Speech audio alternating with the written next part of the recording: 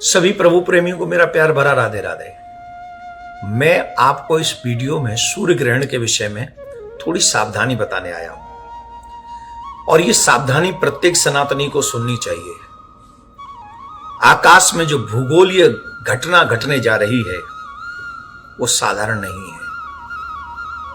विष्णु पुराण में, स्कंद पुराण में, मत्स्य पुराण में इन ग्रहणों का अच्छे से वर्णन किया गया है और स्पेशली जो घटना होने वाली है वो ये कि जब पितृपक्ष प्रारंभ हुआ था तो पूर्णिमा के दिन चंद्र ग्रहण था और जब पितृपक्ष संपूर्ण हो रहा है तो अमावस के दिन सूर्य ग्रहण है। इसका मतलब जानते हो?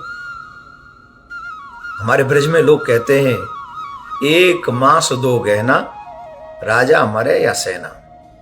आप समझ लो इसको कम छोटे से चीजों में, और एक महीना नहीं है तो 15 दिन के भीतर ही 15 दिन में ही दो गहना, तो कितना मुश्किल हो जाएगा। पहले तो इससे बचने का उपाय मैं बताऊंगा, लेकिन इसका दुष्परिणाम क्या होगा जानते हैं? ये सभी पुराणों में भी इसका वर्णन है।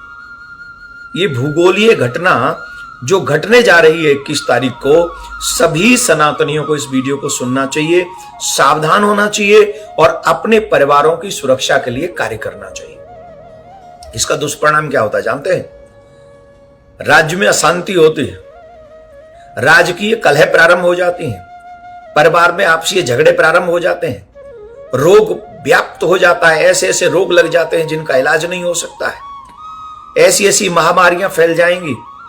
हम लोग देख चुके कोरोना टाइप का, है ना, ऐसी बीमारी जिनकी दवाई भी न मिले, ऐसी महामारी हो जाएंगी, जन साधारण बहुत बीमार हो जाएगा, अन्न का संकट हो जाएगा, वर्षा के द्वारा संकट हो जाएगा, फसल पकी पकाई फसल पे बारिश हो जाएगी, वो नष्ट हो जाएंगी, अकाल मृत्यु होने लग जाएगी, जन हानि होने लग जाएगी, अप्राकृतिक मृत्युओं की संभावनाएं बढ़ जाएंगी। यह सब सामूहिक परिणाम बताए गए हैं।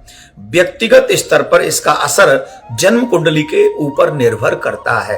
ये सामूहिक परिवार और माहौल भी ऐसे बने हुए आप देख रहे हैं चारों तरफ, कहीं बादल फट रहे हैं, कहीं पहाड़ टूट रहे हैं, कहीं आग लग रही है, कहीं एक्सीडेंट हो रहे हैं, कहीं प्लेन क्रैश हो रहे हैं, चारों तरफ युद्ध तो चल ही रहे हैं भैया, युद्धों से तो कोई रोक नहीं पा रहा है। तो ये सब घटनाएं होती रहेंगी और होंगी, लेकिन इन सब के, इन ग्रहण के दुष्परिणाम से भी कैसे बचा जाए, तो शास्त्रों में उसका भी उपाय बताया गया है, पुराणों में यह भी उपाय बताया गया है। ग्रहण के दुष्परिणाम से बचने के लिए शास्त्रों ने विशेषतः मंत्र जाप को उपाय बताया है कि आप लोग मंत्र जाप करें। किस मंत्र का जाप करें? एक तो जो गुरु के द्वारा आपको मंत्र प्राप्त है उस मंत्र का जाप करें, और जिनको गुरु मंत्र प्राप्त नहीं है तो वो नमो भगवते वासुदेवाय इस मंत्र का जाप करें, नमः शिवाय नमः शिवाय नमः शिवाय इस मंत्र का जाप करें, या फिर आदित्य हृदय स्तोत्र का पाठ करें। आदित्य हृदय स्तोत्र का पाठ करेंगे तो भी आपको इसका पुण्य मिल जाएगा। और एक और सूर्य का मंत्र है जिसे आप बोल सकते हैं, ओम गृणी सूर्याय नमः, इस मंत्र का जाप करें। मंत्र जाप करने से, गीता का पाठ करने से, राम रक्षा स्तोत्र का पाठ करने से, विष्णु सहस्त्र नाम का पाठ करने से जो ग्रहण का दुष्परिणाम है वो उस मनुष्य को प्रभावित नहीं करेगा जो ग्रहण के समय इनमें से किसी भी एक मंत्र का जाप करता रहेगा। तो सूर्य जब ग्रहण प्रारंभ हो तब स्नान करें, मंत्र के लिए बैठ जाएं संकल्प करके, और फिर मध्याह्न में भी स्नान चाहे तो करें, नहीं तो अंत में पूर्ण स्नान करें। और ग्रहण के समय किसी भी मंत्र का जाप करने का मतलब है उसका लाखों गुना पुण्य हमको प्राप्त होता है।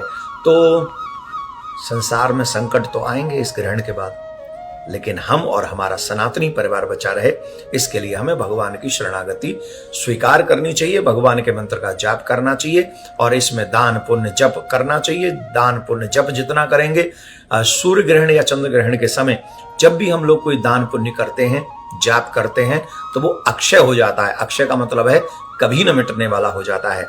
इसलिए हमें इस दिन जम के भगवान के नाम का जाप करना चाहिए, दान पुण्य करना चाहिए, गौ सेवा करनी चाहिए, अपने माता पिता के प्रति समर्पित बने रहना चाहिए। राधे राधे।